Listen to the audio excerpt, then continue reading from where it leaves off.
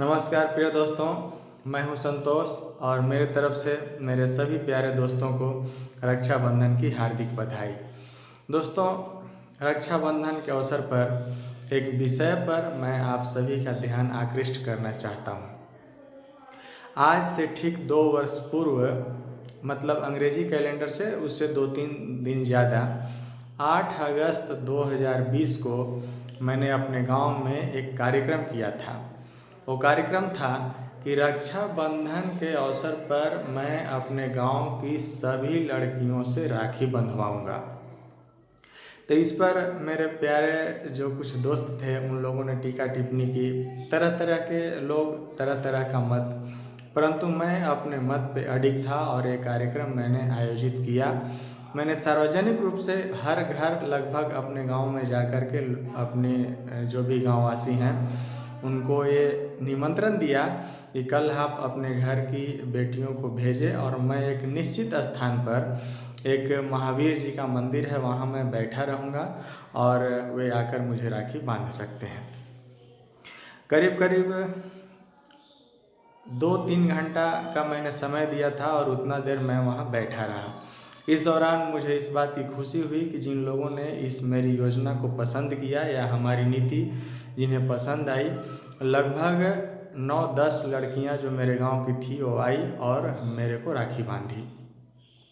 दोस्तों, इसके और आपका ध्यान आकृष्ट करने का मेरा सबसे जो इम्पोर्टेंट उद्देश्य ये है कि हम लोग हिंदू सनातन धर्म में जीवन जीते हैं। जिस परिवार में मैं जन्म लिया वो हिंदू धर्म मानता था, तो स्वाभाविक है कि जन्मानुसार मैं भी हिंदू धर्म मानता हूँ। वैसे हम यहाँ धर्म की बात अभी नहीं करेंगे, लेकिन हिंदू धर्म का नाम इसलिए मैंने लिया कि हमारे हिंदू धर्म की परंपरा के अनुसार हम लोग कम से कम जो शादियाँ करते हैं वो निकट पारिवारिक रिश्तों से अलग हट के करते हैं, अर्थात हम लोग खून के रिश्ता को अलग कर देते हैं। ऐसी परिस्थिति में हम जिस गांव में जन्म लेते हैं उस गांव की जितनी भी लड़कियां हैं, मैं उन सब के प्रति आदर प्रकट करता हूं और स्नेह प्रकट करता हूं। दोस्तों, मेरा ये मत नहीं है, ये सर्वविदित है कि आज की तारीख में भी या आज से वर्षों पहले भी हमारे समाज में जो करप्शन है, लड़के लड़कियों के द्वारा आपस में जो होता है, वो करप्शन 90% गांव के दायरे में ही सीमित है। और ऐसी स्थिति में जब मेरे जैसा विचार रखने वाला इंसान जो दृढ़ संकल्पित हो कि मुझे इस करप्शन को दूर करना है, ये योजना बहुत इम्पोर्टेंट है।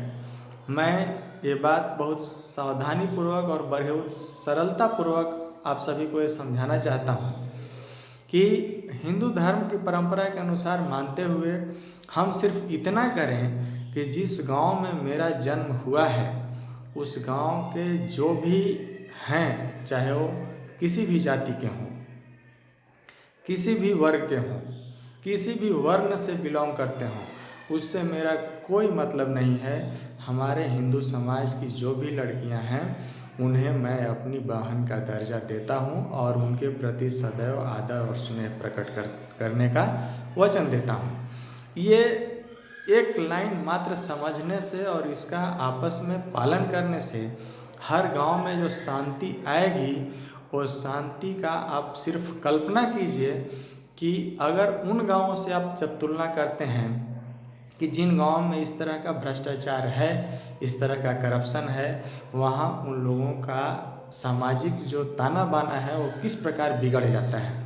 एक जगह पे रहते हैं परंतु बच्चों की गलती के कारण अभिभावकों में जो खटास आता है, कभी कभी यह मारपीट और यहाँ तक कि हत्या में तब्दील हो जाता है। तो ऐसी सूरत ना आए, इससे हम सबको अवश्य परहेज करना चाहिए। मैं जब सोचता हूँ या विचार करता हूँ या देखता हूँ, सामाजिक मुद्दों पर मुझे सोचने की आदत है। मेरे गांव से जहां मेरा जन्म हुआ मात्र 1 किलोमीटर की दूरी पर दूसरा गांव है, वहां शादियां हुई और इस तरह का एक नहीं 50 ऐसे उदाहरण हैं, कम से कम 10-20 तो मेरे ध्यान में है कि 2 गांव के बीच का जो फासला है वो 2 किलोमीटर है, 1 किलोमीटर है, 3 किलोमीटर है, 4 किलोमीटर है और इस फासले पर शादियाँ हुई है। मैं अपना निजी राय यदि प्रकट करूं तो मैं ऐसी शादियों का समर्थन करता हूं, क्योंकि कम दूरी पर जो शादियाँ होती है वो पूरी तरह से पारदर्शी होती है। कोई भी पक्ष, चाहे वो लड़का पक्ष हो या लड़की पक्ष हो, उसे ठगाने का या उसे भविष्य में पछताने का कोई अवसर नहीं रह जाता है। और ऐसी शादियों में प्रायः जो सामाजिक आडंबर है, उस आडंबर से भी लोगों को मुक्ति मिलती है। जो सामाजिक जो फिजूल खर्ची है, उस फिजूल खर्ची से भी लोगों को मुक्ति मिलती है। तो इस तरह मैं संदेश देना चाहता हूँ कि आप शादियाँ नज़दीक कर सकते हैं, परंतु कभी भी भूल कर भी अपने गांव के बच्चे आपस में घर से भागकर या अभिभावकों को दबाव देकर अपनी जाति में या अन्य जाति में या किसी भी परिस्थिति में आप ऐसी शादियों को बढ़ावा न दें, क्योंकि इससे जो समाज में व्यभिचार उत्पन्न होगा, उससे एक न एक दिन हर इंसान को, जो उस गांव का वासी है, उसे लज्जित होना पड़ेगा।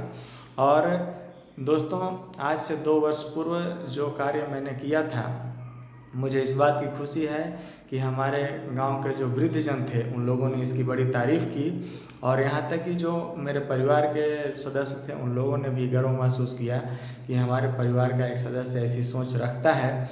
जो भी समझदार लोग थे, उन लोगों ने इसकी तारीफ़ की और इसका समर्थन किया कि अत्यंत सामाजिक सोच है और इस पर हर किसी को अमल करना चाहिए। आज रक्षाबंधन है और रक्षाबंधन के अवसर पर मैं फिर पुनः अपने दोस्तों को याद दिलाता हूँ कि अपने गांव में बिल्कुल जो माहौल होना चाहिए वो साफ़ सुथरा होना चाहिए। दोस्तों, अक्सर मुझे बहुत तेज़ बोलने की आदत है। जब मैं वीडियो बनाता हूँ तो तेज़ बोलता हूँ। आज आप मेरा कोई पिछला वीडियो देखिए, परंतु आज हम बहुत रुक रुक कर बोल रहे हैं। इसके पीछे ये है कि मेरा जो हृदय है वो तेज़ बोलने के लिए प्रेरित नहीं कर रहा। अंदर से उद्गार वैसा नहीं आया। ये जो रिश्ता है ना, इस रिश्ते की जो गरिमा है और हमारे समाज में, हमारे धर्म में इस रिश्ते का जो महत्व है, इस महत्व को समझना ज़रूरी है।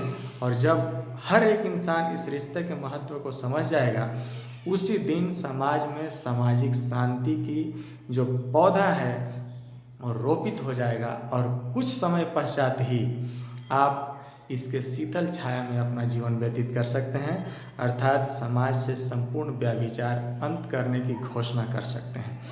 नमस्कार दोस्तों, मैं संतोष समय समय पर सामाजिक मुद्दों पर आपका ध्यान आकृष्ट करता रहता हूं और मुझे ये उम्मीद रहती है कि यदि मेरे विचार आपको अच्छे लगें तो आप सकारात्मक प्रतिक्रिया दें, या अगर ऐसे विचारों से आप भी सहमत हों तो आपको भी मैं सुझाव देता हूं कि आप समाज को इस प्रकार के मुद्दों पर अपना ध्यान आकृष्ट करने का सोशल मीडिया के माध्यम से कोशिश अवश्य करें। जय हिंद दोस्तों।